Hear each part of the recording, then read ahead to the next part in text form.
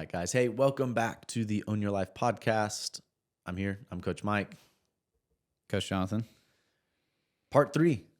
Hopefully you've been with us for the last 2. If you have not, please go back and watch part 1 where we talked about core value of effort, what that means for us at OYL. And then last time we talked about the core value of excellence and what that means for us here at OYL. Again, really quick recap. We've got 3 core values that we make business decisions, we make personal decisions, and ultimately the way we live our lives. We define those as effort, excellence, and empathy. Again, if you haven't watched the other 2, go watch that. But today we're going to dive into the word empathy. So the previous 2, and hopefully you might be fresh off of listening to the previous episodes. I talked at the end of the last one. I talked about having like a little bit of an edge to excellence, and even with effort, like there's this grunt, work harder aspect of it. Now, we don't want to get to the extreme of that. You guys listen to us talk about it. But like a lot of these are very, I don't know if this is quite how I want to say it, but like those are very offensive words and they're very strong words. And so that's one of the different things about this final word, empathy, is this is more, it's more of a softer word. And so developing empathy takes a different approach than just like more. It may be a less, depending on what it is. And so empathy being more of a softer people skill is a very interesting one. I'm excited to dive into it today. So let's hit it. Let's do our definition. What does empathy mean for us at OYL? Empathy is the ability to recognize, understand, and share the thoughts and feelings of another person. Every time I define empathy, the thing I always like to do is say, what's the difference between empathy and sympathy? So like a sympathizer versus an empathizer, okay? So like if you sympathize with someone, like it's like the idea of like synonym, like along with or equal to. The idea is that like, it's like I can see that, So like if someone who has a different point of view of you is describing something and they have good points. You still don't agree with them, but they have good points. And you're like, okay, I could see how you would believe that. Empathy would be to actually try to associate not only the logical piece, but like to think about this person, who they are, what their life experiences have been, what would have emotionally and occurred to them over the time that they developed this, and to really like put yourself in their shoes, but not like their physical shoes, but like actually try to feel the feelings that they have, see the reality that they live in. Because, most of the time when we're talking to someone, even people that we have a lot in common with, like, dude, like their parents weren't our parents. Their place of birth wasn't our place of birth. The events of their life are not ours. So empathy is the next step of past sympathy. It's to actually like, kind of shut down what I believe or think or feel and try to imagine as close as I can, because it's not always easy, but I think worth it, to try to understand how that person may have gotten to where they are and why what they believe to be true or believe to be right is what they believe to be true or right. Yeah, the way I think of sympathy is that I feel bad for somebody, and then empathy is I feel bad with somebody. Yes. Even if I don't feel the deepest of feelings that they do, I'm now more understanding of what they're going through, as opposed to me being on the outside and being like, oh, I feel bad for that person over there. I like empathy. Between the 2 words, I like empathy as a much better word, because we're doing it together and we're with them. And when I coach, and I basically talk like this everywhere now, it feels like, but when I coach, I always say the next thing we are going to do is this. Even though I'm not, like when I'm coaching, I am technically telling my class, hey, the next thing you are going to do is 5 burpees. But I always say it as like a we, because it's like an all in this together type of thing. And so that's a tenet for another day of how we coach and how we do things at the gym. We're really focused on moving together. But as an effective coach, or somebody who I'm trying to have an effect on somebody else, if I can't come from a standpoint of sympathy where I hear their opinion and I value their opinion and feelings and I feel their feelings, or if I feel their opinions and feelings, doesn't mean I have to agree, but if I feel and understand and I am with them in the emotional process of that, it's much easier for me to understand what they're going through and give them legitimate advice that would actually help them rather than just telling them to change something. But it also can help me gain trust as they listen to me, because it's probably hard to be extremely empathetic with just a straight face or the type of stuff, the way you might be if you were sympathetic for somebody. And so that's what empathy is like you guys are like joining together in this emotional experience of whatever's happening. And so that we get through this together. And as I read through some of these statements, like this is really, we're coaches. Like that's what we do is we coach. And so we recognize when people come to us, they have pain, they have problems. And we as coaches, experts, authorities, however you want to say it, we know that like when we hear some of what, like when I sit down with someone and they're like interested in coming to the gym, I can listen to them and ask a few questions and understand like the trajectory that their health is on. So like I take that very seriously, and I want to make sure that I set myself up to help them with the best possible outcome, because that affects so many areas of their life. And like, that's very important to me. I take it seriously. So like, this is really written for like how we as an organization look at coaching people. But I also invite you to think about this and how you look at yourself, because we are also humans, and being empathetic is not what I would consider a normal trait, or at least it's not like people's first line of action.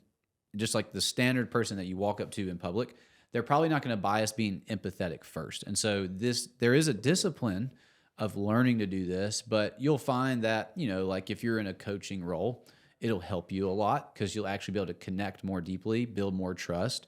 But even just when you start to look at yourself, you might find that you kind of understand yourself a little bit more, and then things become less like internally stressful. And I'll give you some examples. So first one, ultimately our ability to affect change lies in our ability to connect with and persuade people. And so empathy is me choosing to try to really understand somebody and like the whys behind it. So like, why do you feel like you have gotten to this point with your health? For the example of like the new person I'm talking to, full disclosure, I've never had a problem with being overweight.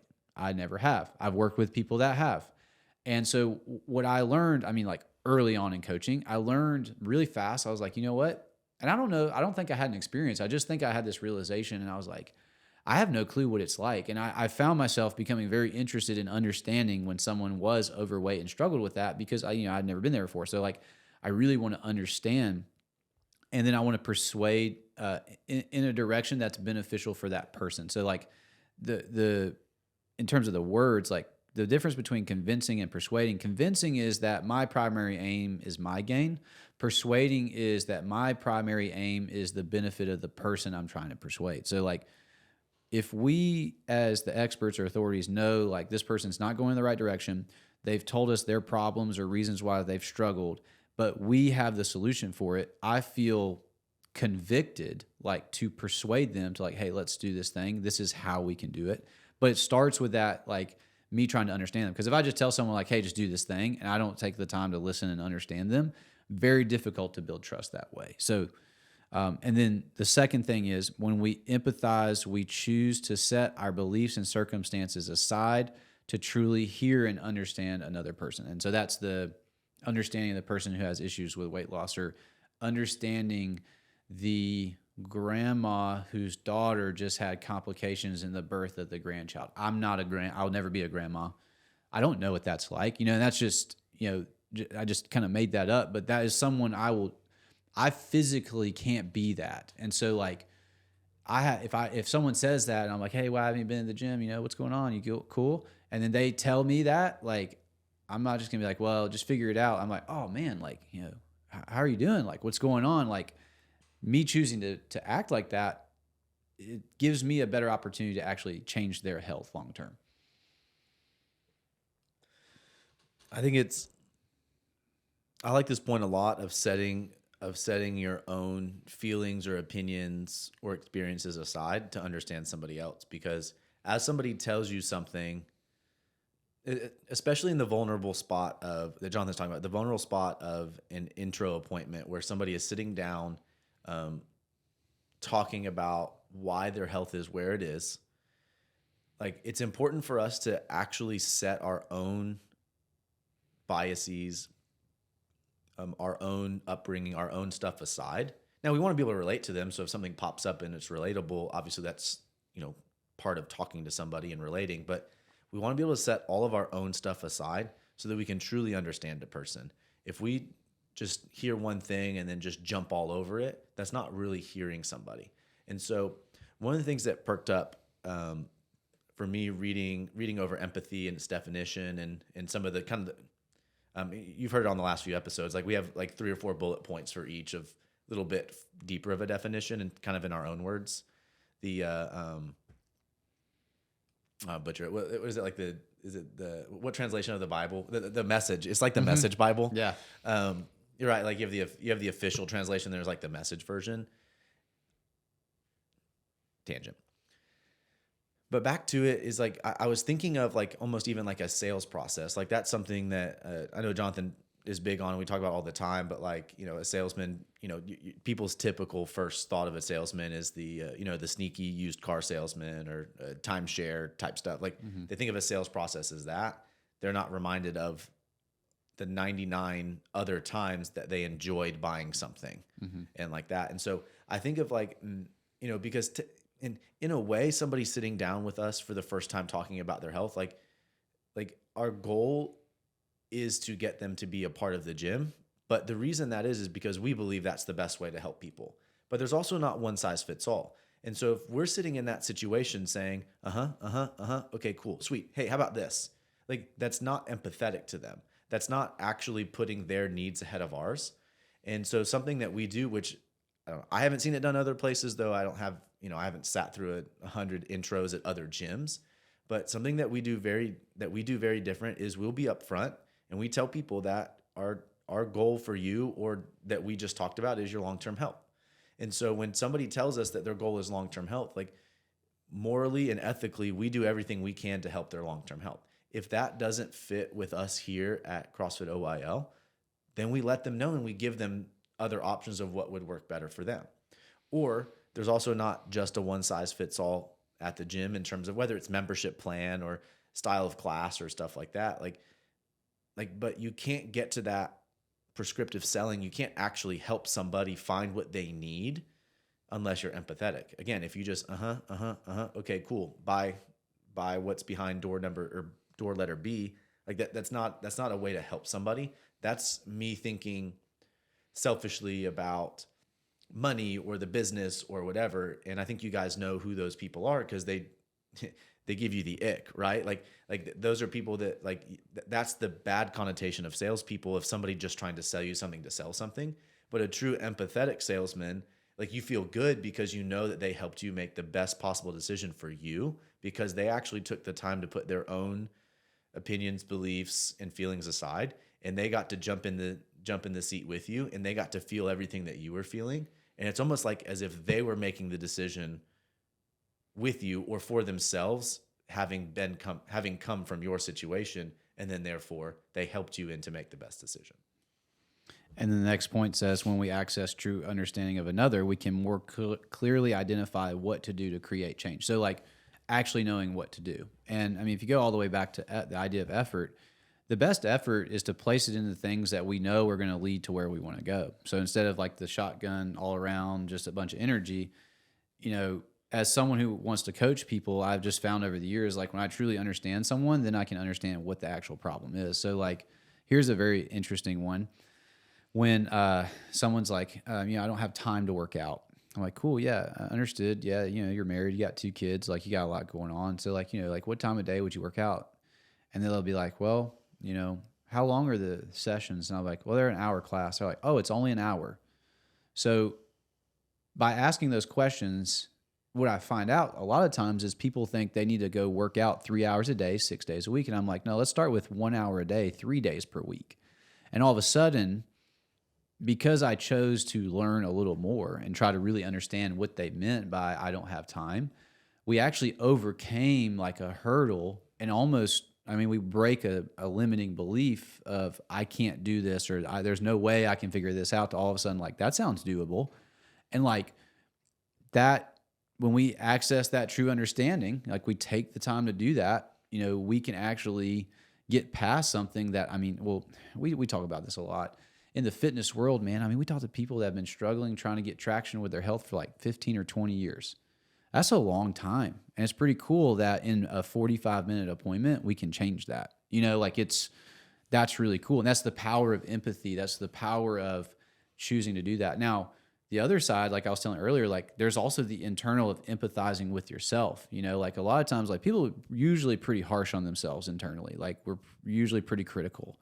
And we talked about perfectionism in the excellence episode and why that's not really beneficial to you.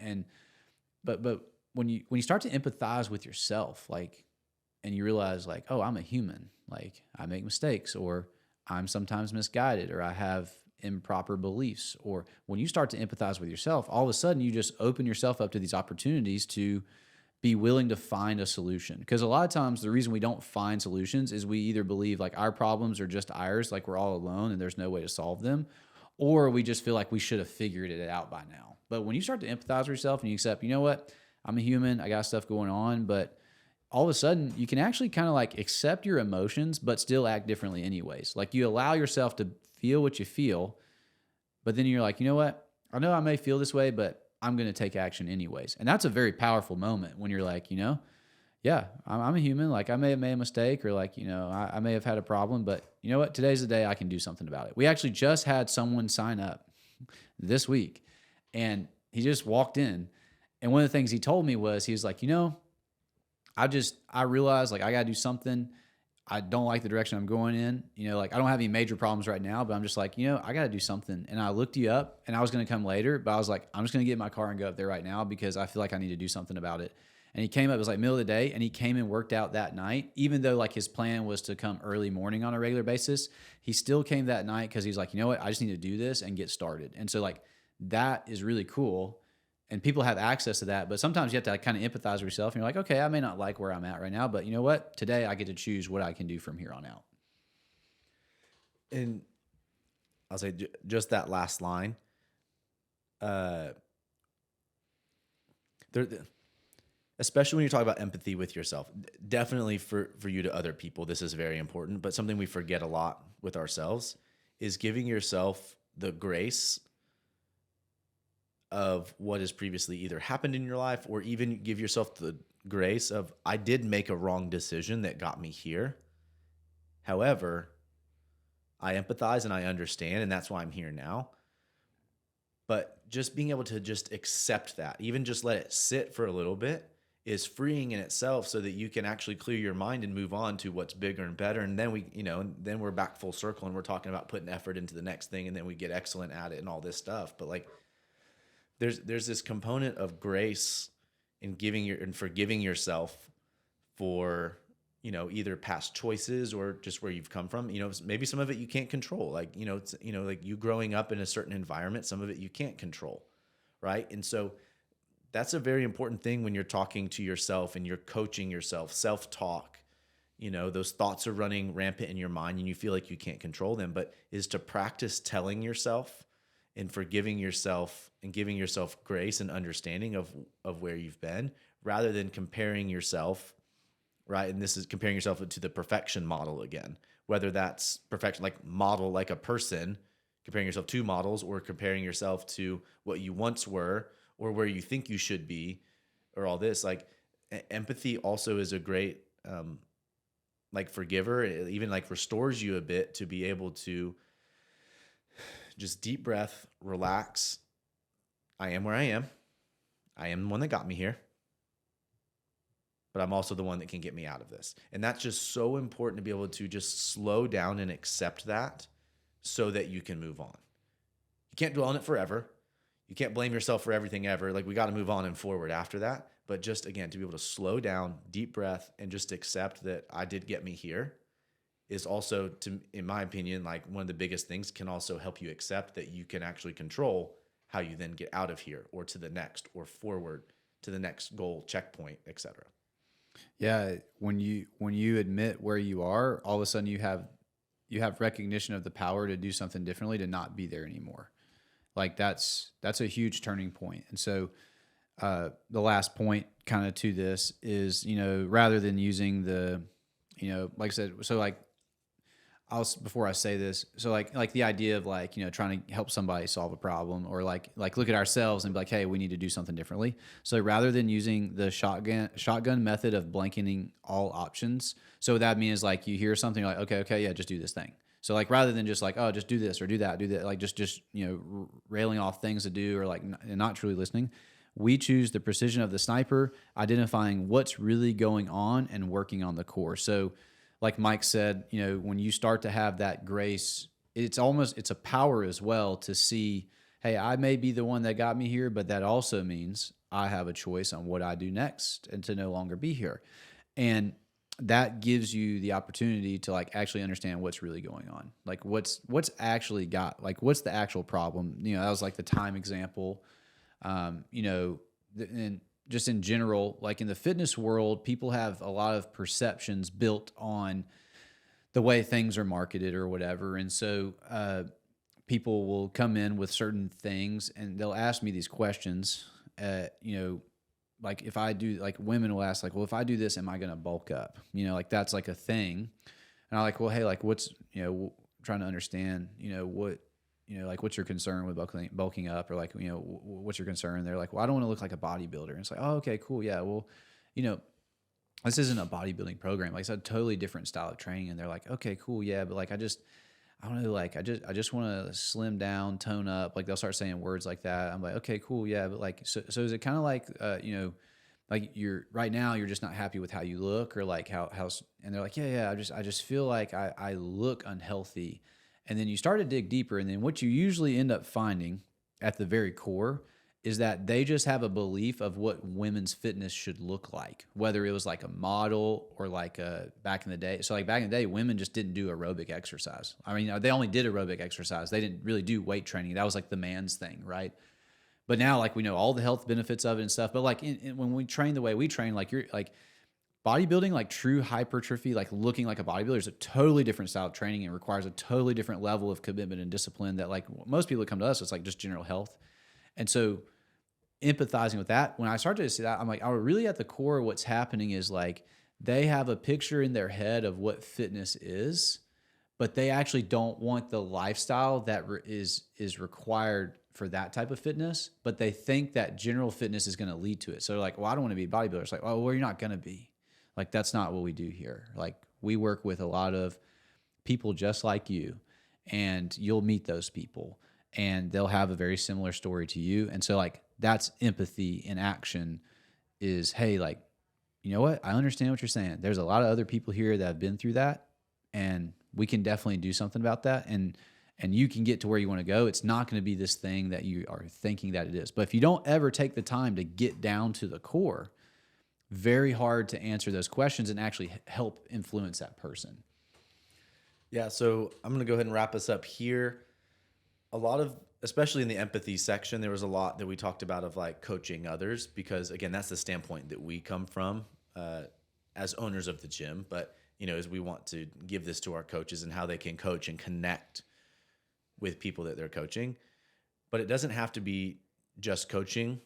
It's also the way that you do your life, again, as a parent or a boss or a brother or a sister, as a son or a daughter, like in all the different ways, like just as an acquaintance or as another member of society, right? And so so effort and excellence are a little more of just you and internal and what you can do and change and stuff like that. But empathy is like an outward expression as well. So I'm going to close us with this, and I want you, this is the only one with actual homework or an action item at the end.